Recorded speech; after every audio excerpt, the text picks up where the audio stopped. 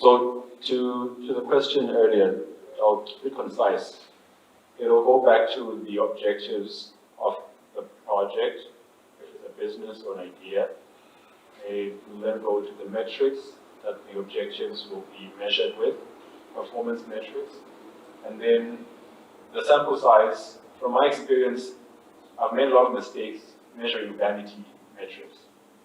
So I make applications, mobile and web.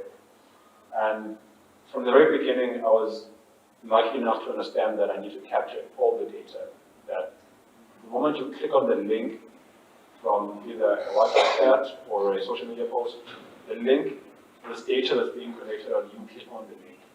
This data being collected on how much time you're spending on each of the pages on the application. This data being collected on who you send the link to at some point in time, if that's something that's valuable.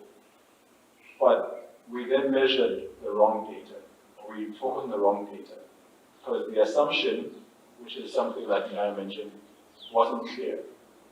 When you make an assumption, you want to understand, will people buy, a typical example, my waffles in Manzini on a Saturday or on a Tuesday?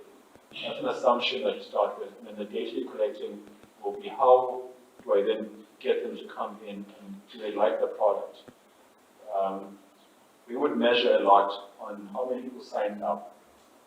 And it'd be then difficult to prove that people are actually coming here to do anything more than just have a look at the product.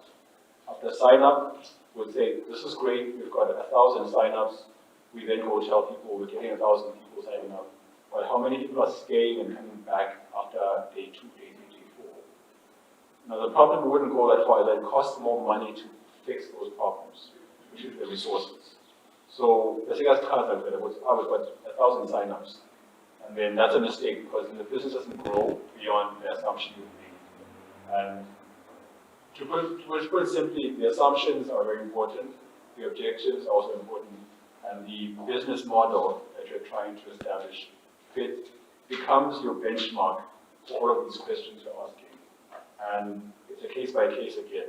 Everyone has a different scenario. If you're in retail, it's a different case.